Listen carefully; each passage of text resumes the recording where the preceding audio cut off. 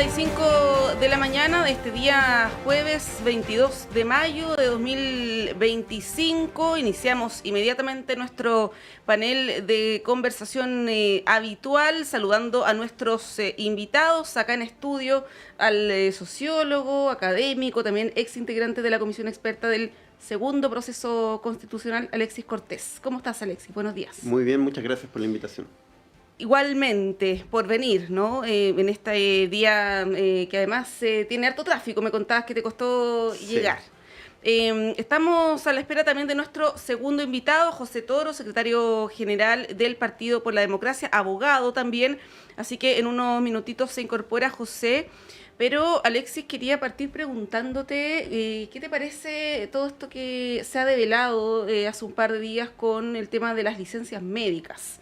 Con este reporte de Contraloría que da cuenta de 35.000 licencias irregulares, ¿no?, de personas que habrían viajado al extranjero, 25.000 funcionarios públicos, ¿no?, que es lo que ha generado obviamente más revuelo. El informe en sí mismo, ¿qué podríamos decir?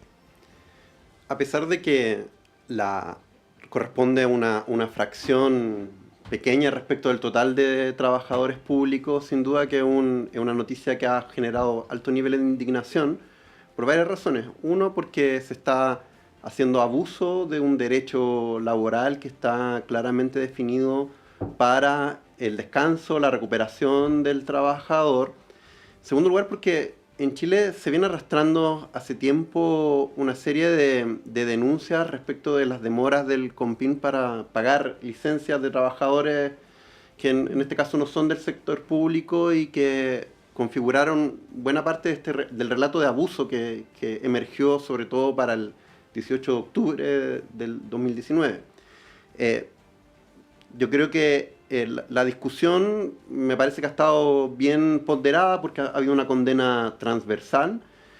También ha habido una ponderación respecto de que esto es primero una fracción pequeña del total de servidores públicos y también es una fracción pequeña respecto del total de médicos que otorgan estas licencias. Son cerca de 300 médicos, entiendo, y eso sin duda es un número pequeño, pero que hablan de un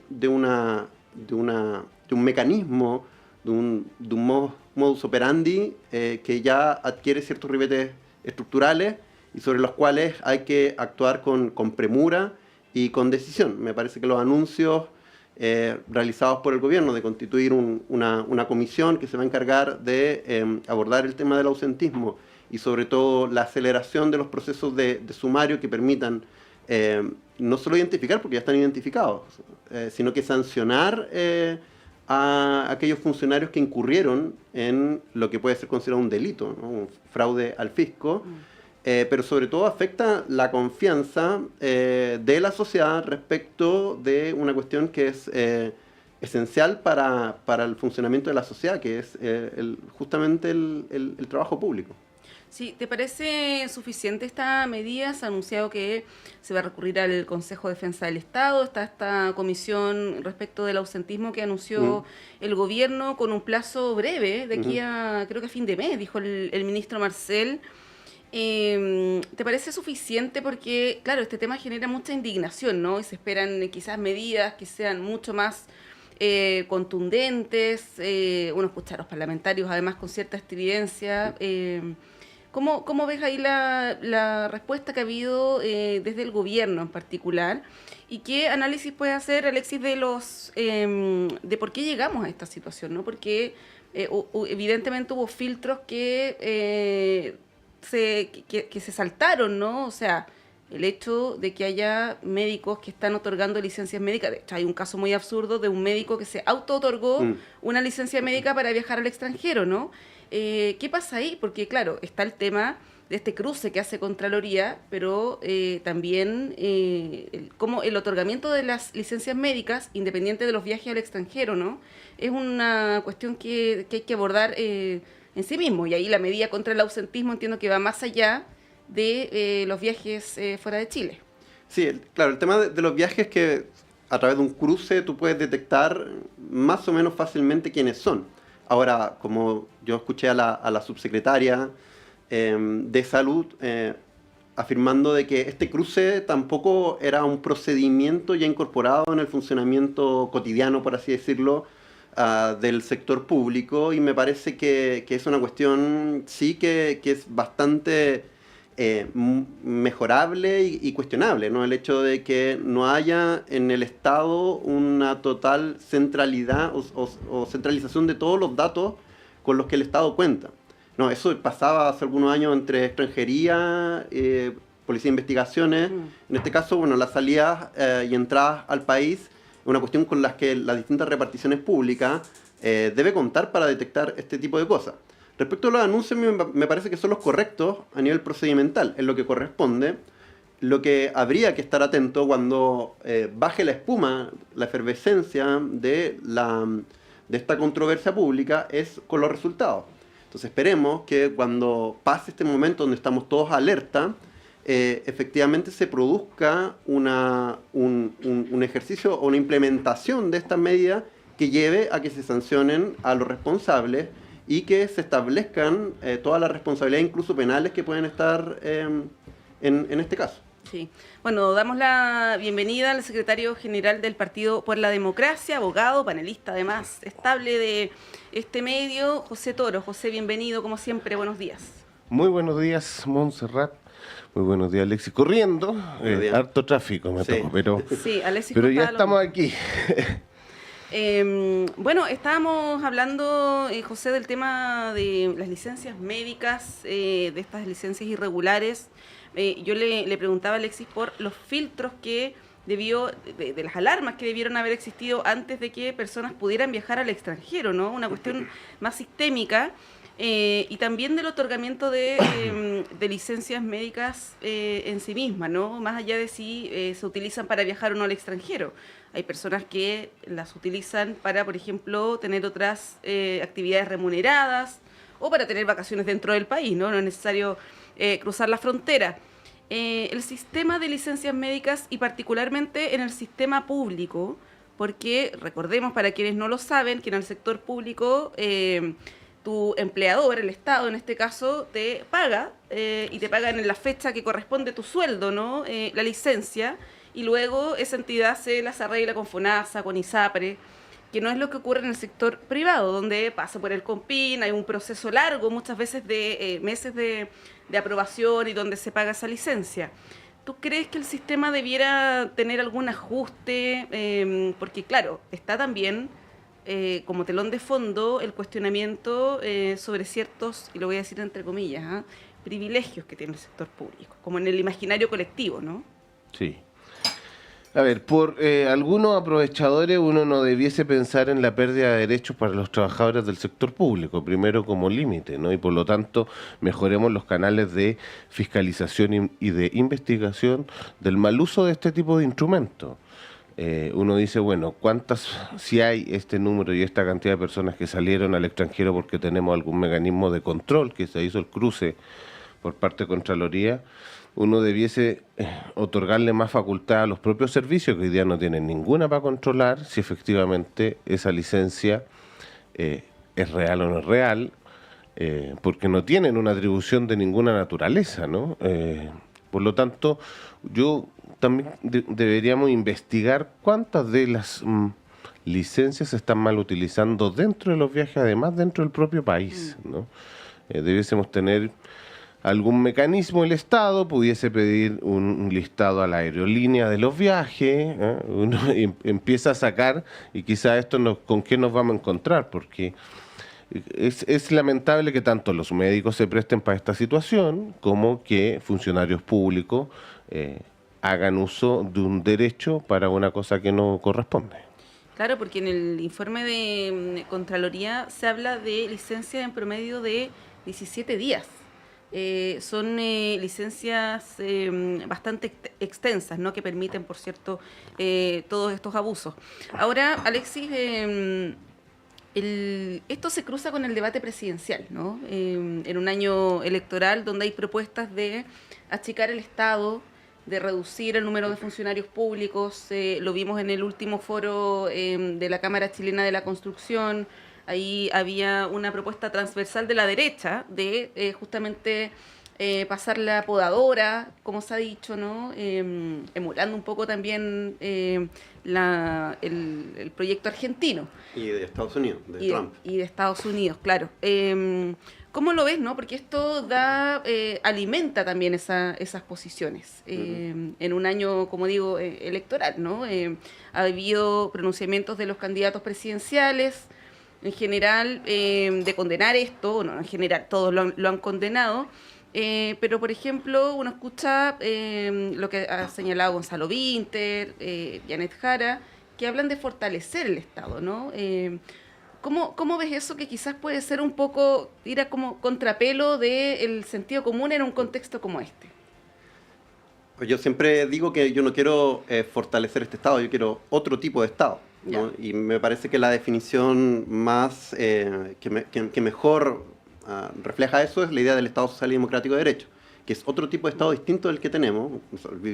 Llevamos varias décadas de Estado neoliberal, que es un Estado con muy pocas capacidades para intervenir en la realidad y poder implementar políticas que aborden los desafíos nacionales más urgentes, como la desigualdad.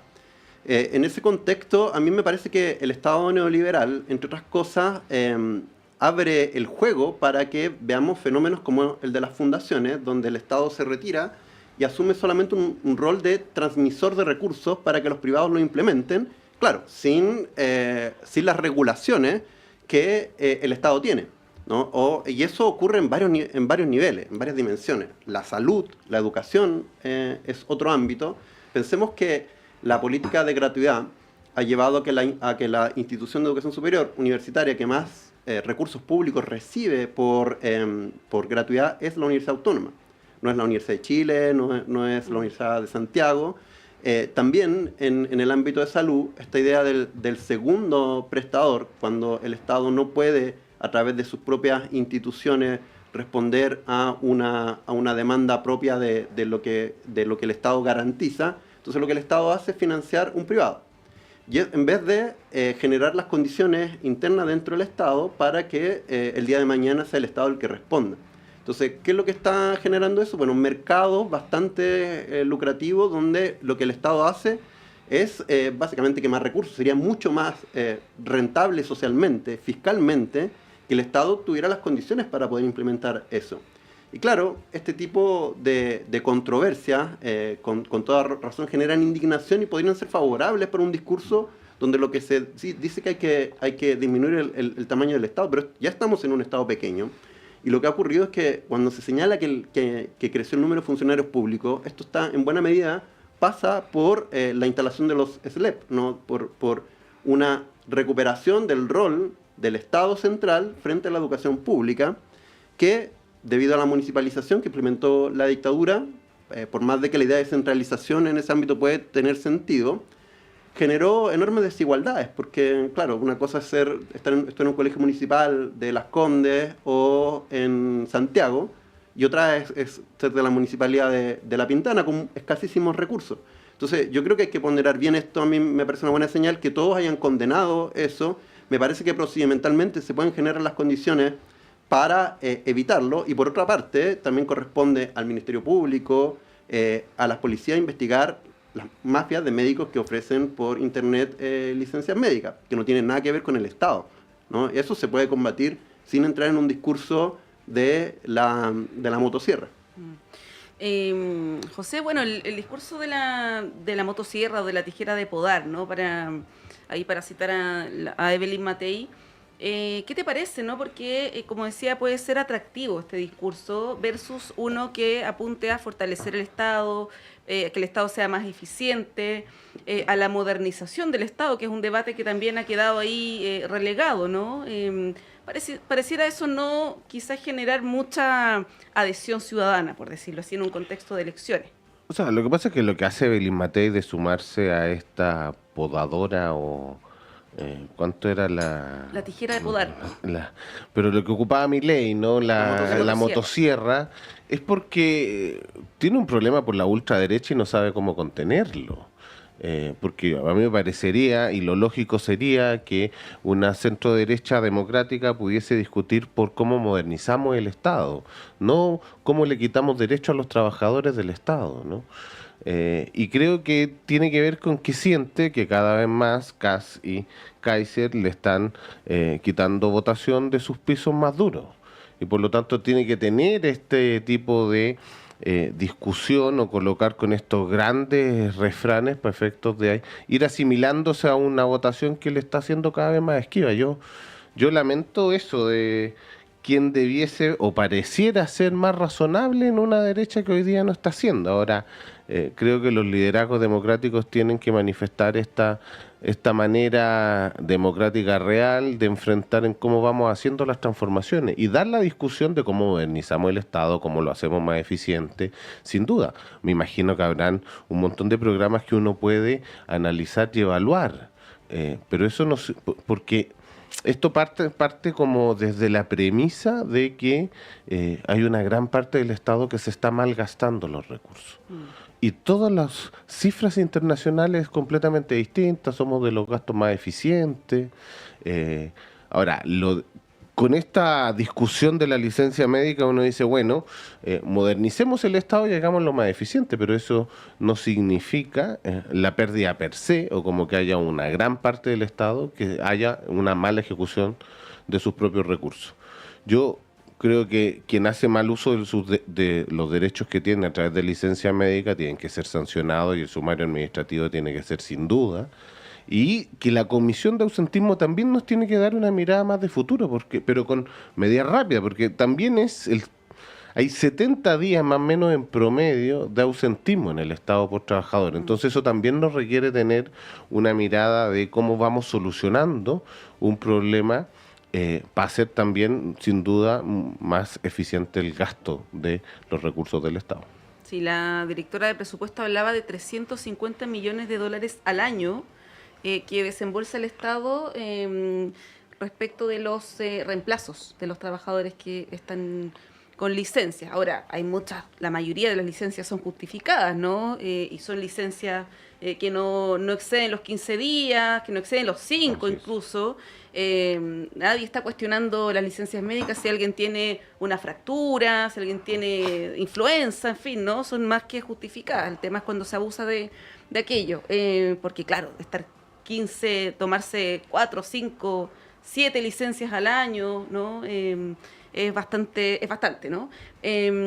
Los quiero llevar al tema de Procultura. Yo sé que tenemos que irnos pronto a la pausa, así que podemos darle una pincelada y lo retomamos a la vuelta, porque se tomó la decisión por parte del fiscal que está ahora a cargo de esa causa de apelar respecto del fallo de la Corte de Apelaciones de Antofagasta sobre el recurso de amparo interpuesto por Josefina Uneos. Ahí si me equivoco, José, tú me corriges como en tu calidad de abogado, ¿no? Y bueno, se toma esta decisión, un fallo que fue bien contundente, si no me equivoco fue unánime, y que hacía algunos adjetivos ahí que llamaron la atención y desde la oposición están acusando que es un fallo político, ¿no? Alexis, ¿cómo ves esta decisión de la Fiscalía de apelar ante la Corte Suprema respecto de esto y qué efectos políticos crees que podría tener? Me parece que la Fiscalía está en su derecho de apelar a la Suprema Corte. Ahora, a mí me parece que corren un alto riesgo de extender una situación que es escandalosa, que es una escucha ilegal de una persona que no está imputada, que involucra además a la máxima autoridad del país. Es cierto, nadie está diciendo de que el presidente de la República sea inmune a cualquier tipo de investigación, pero evidentemente eso se tiene que hacer con los debidos resguardos del caso, o sea, cumpliendo estrictamente todos los procedimientos y las garantías constitucionales que tiene cualquier ciudadano, pero en particular el presidente de la República. A mí me parece que con eso la Fiscalía lo que hace simplemente es posibilitar de que el prestigio de su rol persecutor se merme aún más.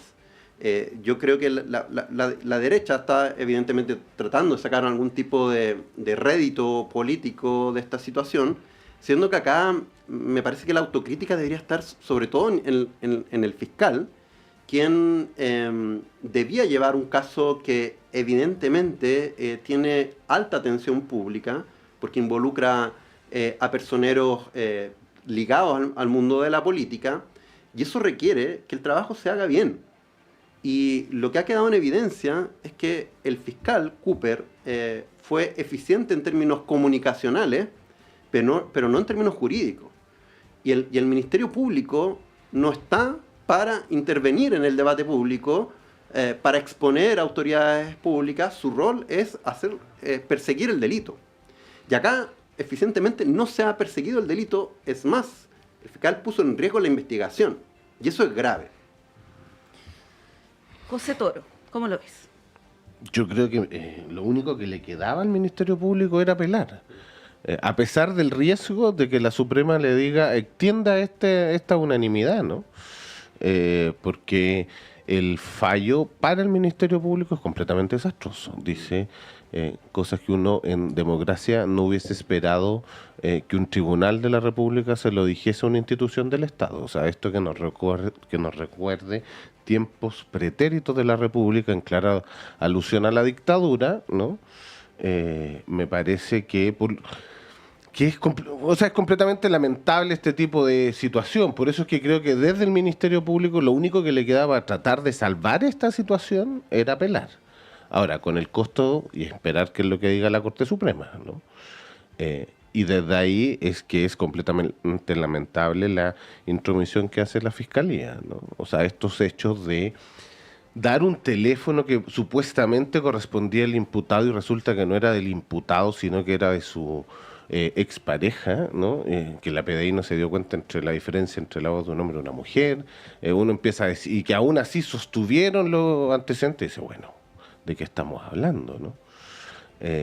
Por eso es que yo creo que la Corte va a volver a confirmar este fallo y ahí sí está. Por eso que tampoco le quedaba otra cosa. Ahora lo de la UDI, lo de Chile Vamos, me parece completamente lamentable. O sea, la utilización, nada de lo que hagan ni los tribunales ni el Ministerio Público para Chile Vamos está bien. Yo me acuerdo hace un año atrás, en este mismo caso, cuando se le quita el caso al fiscal Palma, que se le quita porque había sido, ¿cómo se llama? Estaba siendo investigado producto de las escuchas por Hermosilla.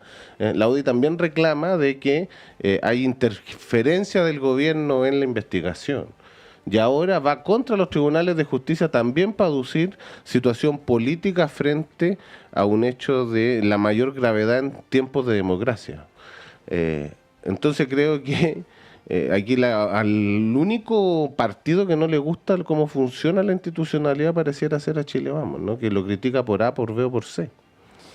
Bueno, quiero, antes de irnos a la pausa, citar una conversación que tuvimos hace un par de días con el abogado constitucionalista académico de la Universidad Diego Portales, Javier Couso, quien analizó esto y planteó que la politización de la justicia, y voy a citar, van poco a poco erosionando la confianza ciudadana en la justicia y en la fiscalía. Y él dice un dato que yo no manejaba, que hay distintos rankings internacionales que ubican a la judicatura chilena, a pesar de todos los escándalos que hemos tenido, en el número 3 de toda la región de América Latina, ¿no? Por eso que es tan pernicioso esto de estar politizando constantemente la justicia. Lo vimos también en el caso Monsalve.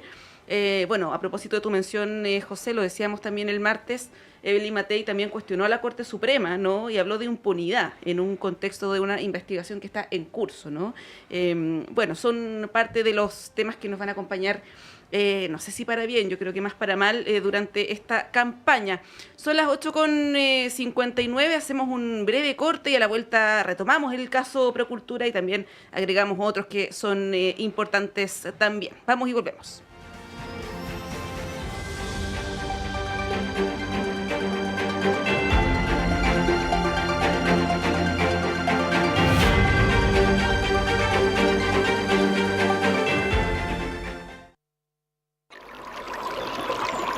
Aguas Trayén o Cascada en Mapudungún es la mejor agua purificada con tecnología de última generación. Para más información, visite su página web www.aguastrayen.com.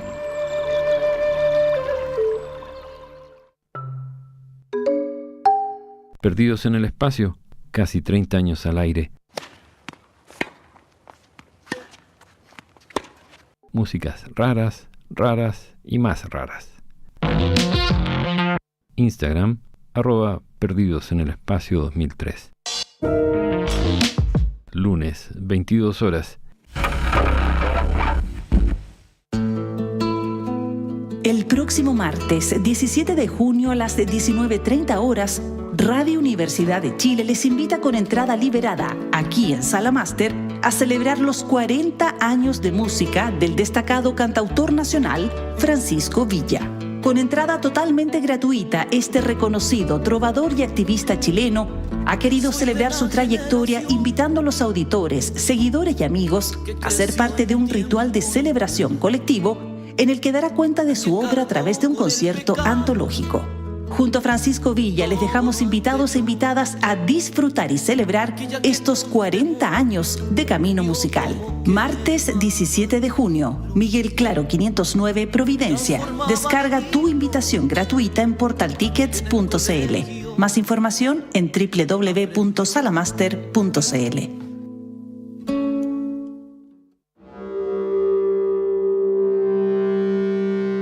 Jueves a las 5 de la tarde te esperamos en Travesías, Arte y Política, el nuevo programa de Radio Universidad de Chile dedicado al devenir del arte contemporáneo en Chile y América Latina. Soy Alessandra Muroto y te invito a formar parte de la comunidad de Travesías en el 102.5 FM y por la señal digital radio.uchile.cl.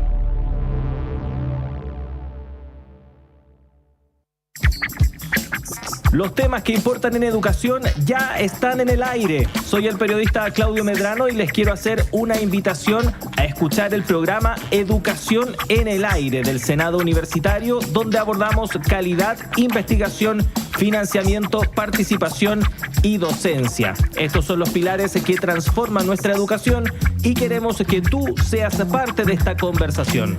Todos los martes a las 18 horas en el 102.5 FM y radio.uchile.cl.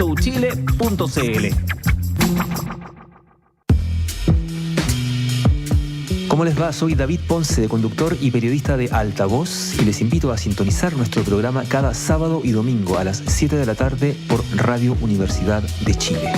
Una hora de noticias y estrenos por Altavoz, con más volumen para la música chilena por el 102.5 FM y por la señal de radio.uchile.cl. Saludos a todos nuestros auditores y auditoras de Radio Universidad de Chile. Les habla Jan Flores Quintana, cientista político, y les invito a escuchar todos los miércoles a las 22:30 horas el programa Memorias de Futuro. No se pierda el programa radial de historia más escuchado de Chile, solo en el 102.5 FM, Radio Universidad de Chile, la radio que piensa.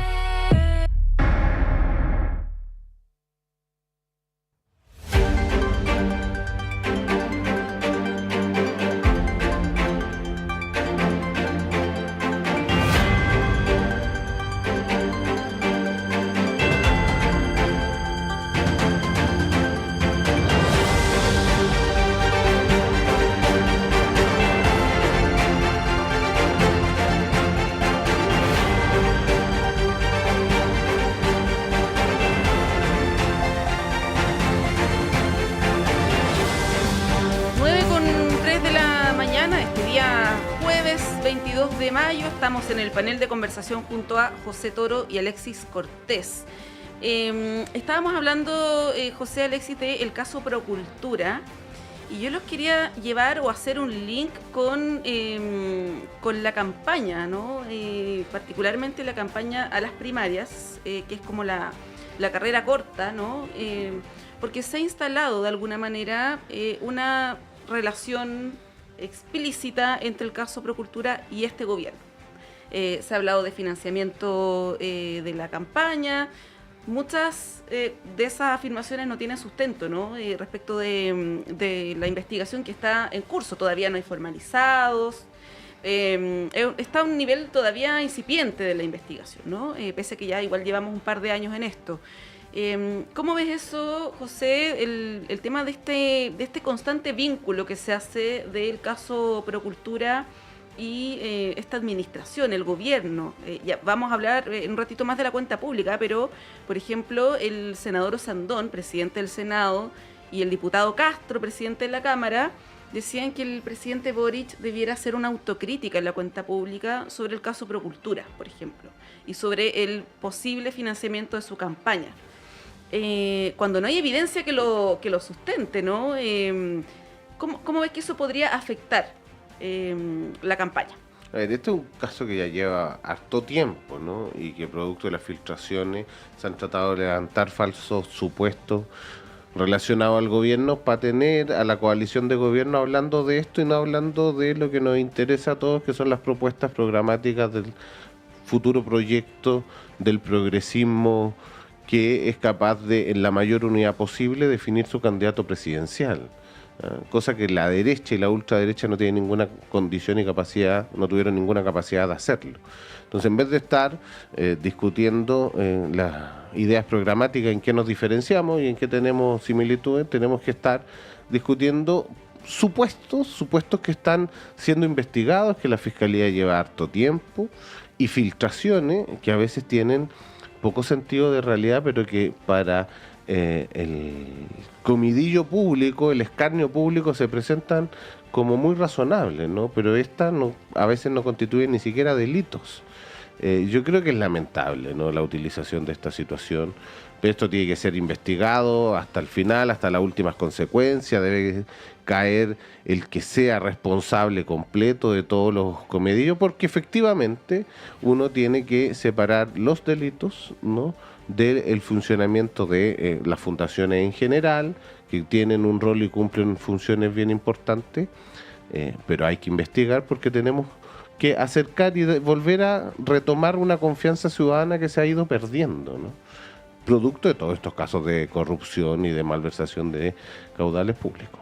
Sí, ahí, Alexis, bueno, a nivel comunicacional se ha hecho harto énfasis en este vínculo, ¿no?, entre el gobierno y particularmente un sector que es el Frente Amplio, por relaciones personales con Alberto Larraín, ¿no? Y ahí, bueno, uno se pregunta si es que tener un amigo, que después el amigo te puede defraudar, si tener un amigo, tener una expareja, en fin, te hace cómplice de un delito, porque es lo que se intenta instalar comunicacionalmente, ¿no?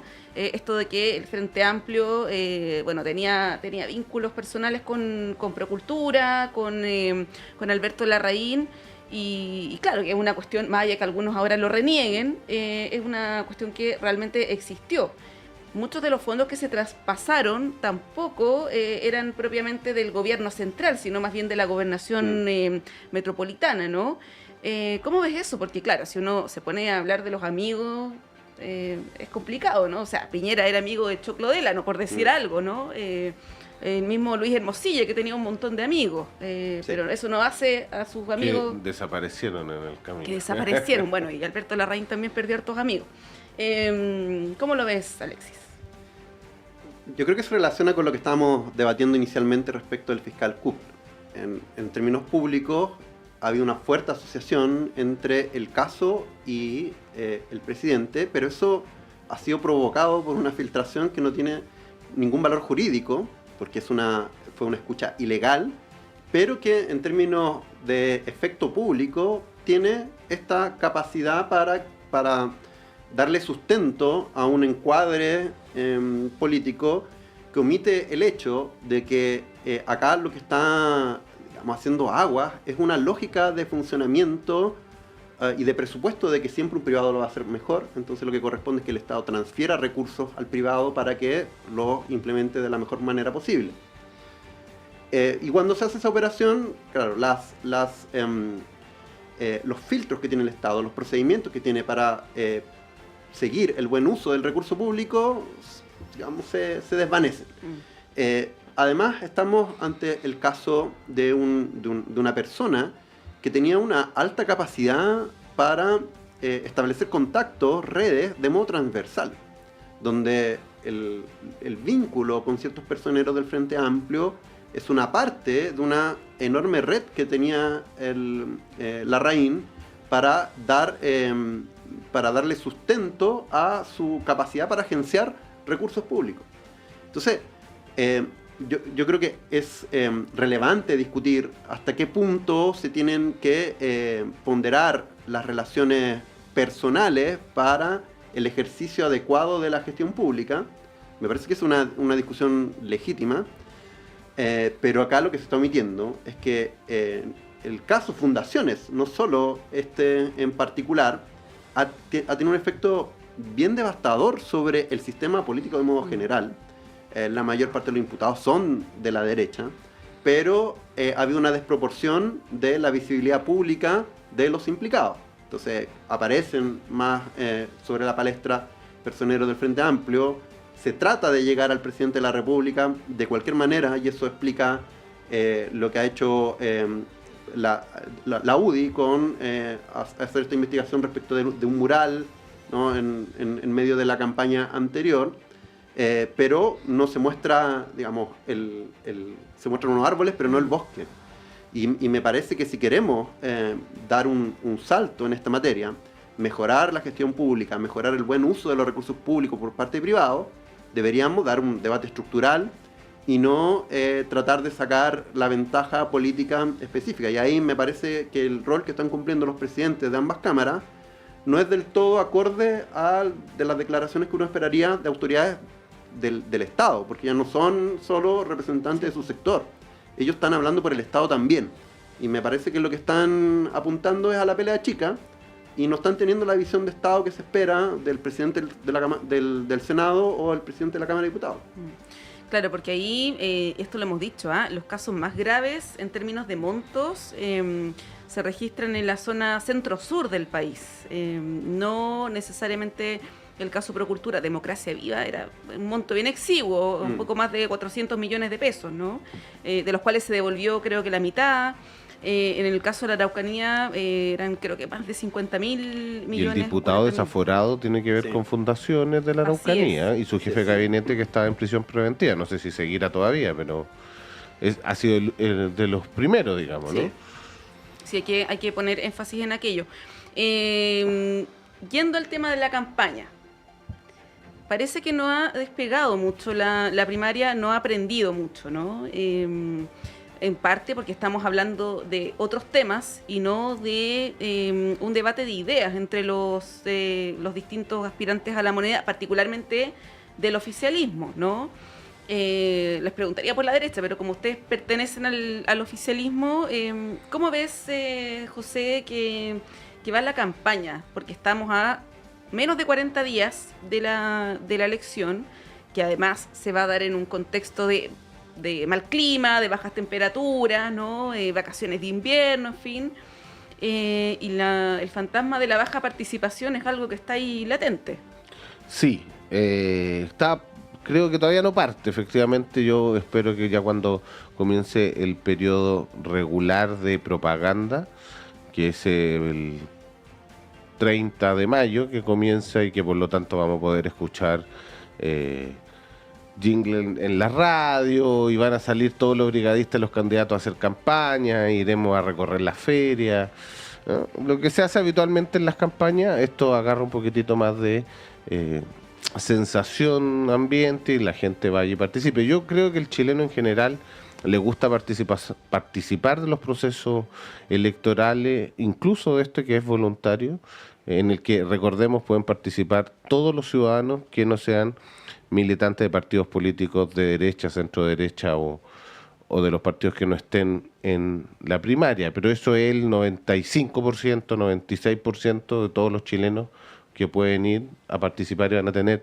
un voto que le van a entregar, una cédula donde van a poder elegir por cualquiera de las 4 preferencias. Yo esperaría que esto agarre más onda, que con los debates que van a existir pudiese ir generando este ambiente. Me gustaría tener muchos debates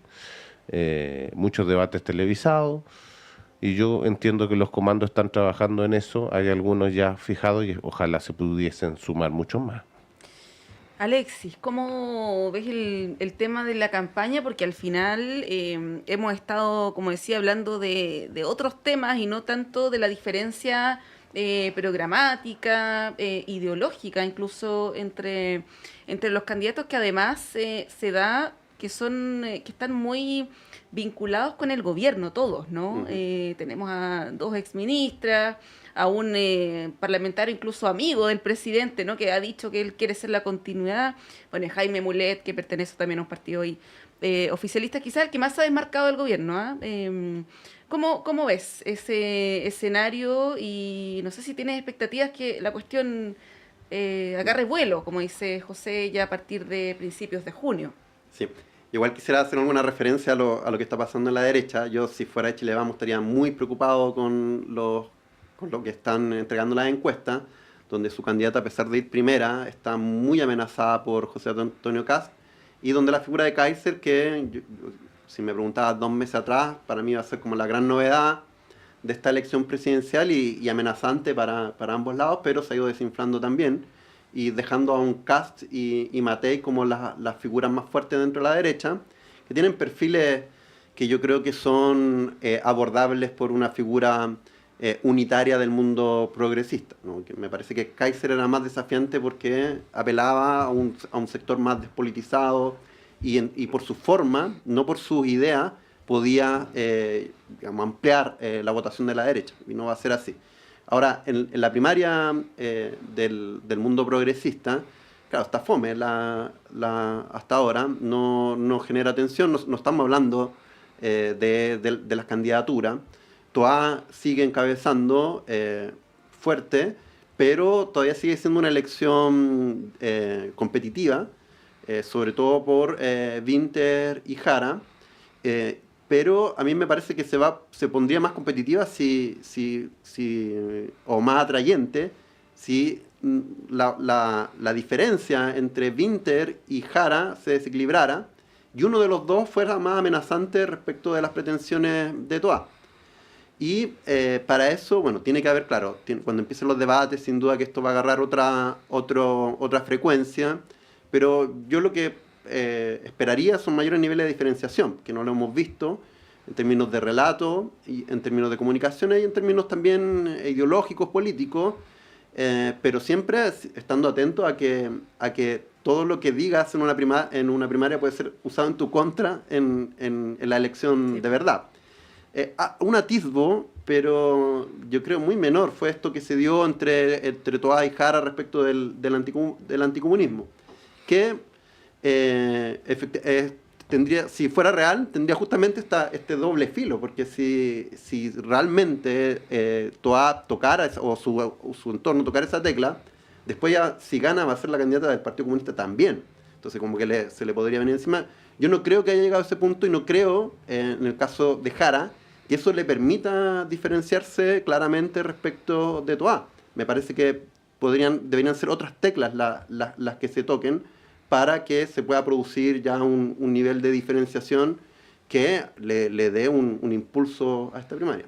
Sí, a propósito de lo que dice Alexis, hubo una entrevista que generó mucho revuelo de un militante destacado de tu partido, José, Guido Girardi, el ex senador, que hablaba, lo voy a resumir, pero era una entrevista donde él profundizaba obviamente en esta tesis, que el Partido Comunista no ofrece una mirada de futuro, ¿no? A diferencia de Carolina Toá. ¿Tú compartes esa apreciación? Porque no ha sido el único de ese mundo que también ha cuestionado doctrinariamente, por decirlo así, al Partido Comunista, más allá de la caricatura de Cuba, de Venezuela, ¿no? Que evidentemente hay diferencias respecto de la política exterior. Pero sobre las ideas, ¿tú ves que hay ciertas coincidencias? O sea, evidentemente hay coincidencias, ¿no? Pero diferencias de ese tipo para decir que la mirada de futuro que ofrece el Partido Comunista no es coincidente quizás con la que se tendría desde ese mundo, o que no tiene mirada de futuro.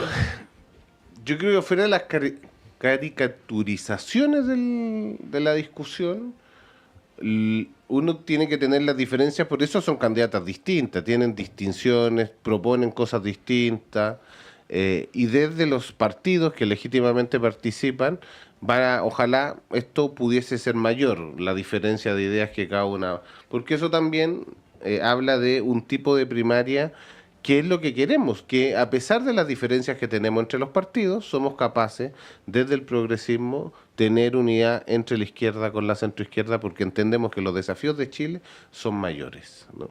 Entonces, para eso es necesaria la diferencia, porque existen diferencias de mirada, incluso desde el rol del Estado en algunas cosas, incluso en la manera de abordar ciertas temáticas. Y yo quisiera que esas sean la discusión pública que se tenga, más allá de las caricaturas, más allá de las legítimas diferencias en materia internacional con respecto a Venezuela, pero salir de ahí también, porque eso es lo que principalmente además utiliza la derecha y la ultraderecha como para diferenciarnos, ¿no?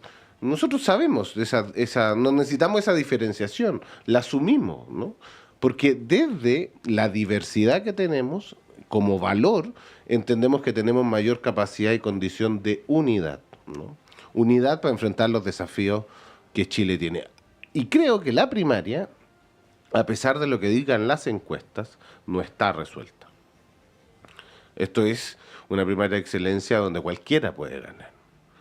Cualquiera puede lograr el 30 de junio ganar y puede ser la candidata del Jado del Partido Comunista o el candidato del Frente Amplio Winter, porque tienen una fuerza movilizadora, ¿no? O sea, recuerden que la primaria pasada entre el Frente Amplio y el Partido Comunista movilizaron 1.700.000 personas, ¿no? Si uno puedo darle un largo dato de números para seguir afirmando que esta es una primaria que, a pesar de lo que digan las encuestas, todavía no está ganada. Y por lo tanto, a la gente que cree que Carolina Toá puede ser una fiel representante del progresismo, y tiene que movilizarse, y no nos sirve quedarnos en la casa mirando la tele, sino hay que salir a convencer a que la gente vaya, participe y pueda ayudar a que se convierta en la candidata del oficialismo. ¿Tú crees, José, que pueda haber voto cruzado, considerando que no hay primarias en la oposición, de personas que adhieren a las ideas de la centro derecha o de la derecha más dura, que vayan a votar por uno u otro candidato para generar un efecto, por ejemplo, a favor de Janet Jara, a favor de Carolina Toá? Yo creo que esas como operaciones que algunos tratan de decir o hacer, o que en las redes sociales de repente prenden harto, tienen poco sustento en la realidad. Lo que sí creo es que gente de centro derecha y de centro va a ir a participar de una elección, así como fueron a participar también en la elección de Boric Jadwe, ¿no? Porque a la gente, al chileno en general y a la chilena le gusta participar en los procesos democráticos, ya eso lo tiene bien interiorizado, y creo que esos son riesgos, un riesgo que la derecha corrió al no participar, porque en general cuando una persona vota por alguien en un proceso de esta naturaleza, es muy difícil que después en la elección de primera vuelta cambie su voto, ¿no? Bien, los quiero llevar a algo que va a pasar en poquitos días más, un poco más de una semana, que es la última cuenta pública del presidente, que va a ser probablemente la única cuenta pública propiamente tal, no hacer un recuento de todo lo que se ha hecho y con un pequeño espacio, un pequeño margen para poder proponer algunas iniciativas en estos meses que quedan, ¿no? Alexis, hay temas pendientes que se anunciaron en la cuenta pública pasada, por ejemplo, la negociación ramal, por ejemplo, la ley de eutanasia, aborto, que se ha chuteado ahí un montón de veces también, ¿no? La reforma al sistema político, el tema de la reforma tributaria, particularmente el impuesto a la renta, que el gobierno ya lo descartó, ¿no? ¿Qué de esos compromisos crees que se podrían retomar en estos meses que quedan? ¿Hay algún margen para plantear alguna de estas iniciativas? Aborto probablemente se presente, pero ya el último mes de gobierno, no como es usual. Sí, me hubiese gustado decir algunas cosas respecto de la primaria. Por favor, aquí no... Pero, o sea, primero es que, o sea, yo no soy de los que no creen que en la primaria anterior el resultado lo haya provocado el voto masivo de gente de derecha o del mundo de la concertación. Y la tesis de Daniel Jadwe. Yo no coincido con... A mí no me cuadran los números para poder afirmarlo. O sea, evidentemente hubo gente derecha, hubo gente que no pertenecía a Prodignidad que votó, y va a ocurrir lo mismo ahora, pero no creo que sea lo determinante. Lo que va a determinar la elección es la capacidad movilizadora de cada partido del mundo progresista y su capacidad para atraer sectores de afuera. Y en el caso del debate de Guido Girardi, a mí me parece que el PC debería jugar con más confianza la carta de China. O sea, ¿qué más capacidad de ofrecer futuro es lo que está haciendo China con su economía, convirtiéndose en la primera potencia del mundo? Y me parece que eso obligaría a tomar de otra manera la discusión internacional. O sea, ¿por qué hablar de una manera sobre Cuba, pero silenciar o tratar de no incomodar a China? Bueno, me parece que eso daría otro tono al debate. Y respecto de lo que queda de gobierno, me parece que es muy importante que el gobierno presente estos proyectos de ley, no solo por una cuestión de sus promesas, sino que porque efectivamente son cuestiones que la sociedad exige con urgencia y donde hay una gran distancia entre la representación política y lo que la gente espera sobre esas temáticas, como eutanasia, como aborto y negociación colectiva, que son cuestiones fundamentales, pero siempre asumiendo de que el gobierno no tiene mayoría en el Parlamento y que el Parlamento está más preocupado de andar presentando acusaciones constitucionales que no llevan a ninguna parte. Esta es la octava acusación constitucional que la derecha pierde. Y probablemente no sea la última. Y no sea la última porque están apostando a eso, a tratar de que no se den las discusiones, porque saben que en estas materias la población está a favor de la agenda del gobierno. Entonces, y lo que tiene que hacer el gobierno es presentar para que se dé el debate público y para que quienes se oponen a cambios que la sociedad espera queden en evidencia. José, yo mencionaba estos proyectos que son de la cuenta pública pasada, ¿no? Que están pendientes. ¿Tú ves que alguno de ellos se debiera retomar o impulsar otro en estos meses que quedan de gobierno? ¿Cómo lo ves? O sea, eutanasia me parece que sí o sí, y la discusión de aborto también. Aborto libre deberíamos, por lo menos, entrar a discutirlo. Y sacar adelante el nuevo sistema de financiamiento en la educación superior, FINALCAE. Creo que son temas que debiésemos insistir, ¿no? Pero yo esperaría también una cuenta pública que dé cuenta de lo que este gobierno ha hecho. Por ejemplo, Ley Papitos Corazón, que significa haber recuperado 52 teletones, ¿no?, en recursos que van en directa relación a las familias, a las mujeres y a los niños que principalmente, ¿no?, padres no pagaban la pensión de alimentos. O sea, eso es sin duda un cambio que uno pudiese decir fundamental en muchas otras cosas, ¿no? La reforma de pensiones. Pensiones, ¿no? 12 años nos costó sacarla adelante y a pesar de que podemos tener diferencia en A, en B o en C, hoy día tienes una reforma de pensiones que aumenta la jubilación. Creo que el presidente debiese dar cuenta de aquello, las más de 60 leyes en materia de seguridad, Ministerio de Seguridad, ahí todavía nos queda, ¿no? Ley de infraestructura crítica y nuevo sistema de inteligencia, pero... Sueldo mínimo, 40 horas. Sueldo mínimo, 40 horas. Hay cosas que contar más allá de... si uno hace un recuento hacia atrás, 3, 4 años atrás decían, mira, el país se va a caer a pedazos, no, estamos pésimos.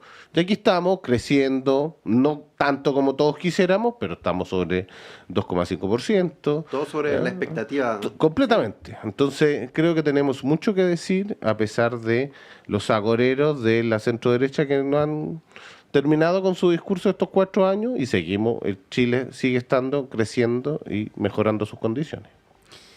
Bien, tenemos que cerrar ya este bloque. Agradecemos como siempre a José Toro. Muchas gracias. Muchas gracias por acompañarnos esta mañana y Alexis Cortés también. Que tengan una excelente resto de semana. Muchas gracias, Monserrat. Son las 9:29, hacemos un breve corte y a la vuelta está Claudio Medrano acá con ustedes.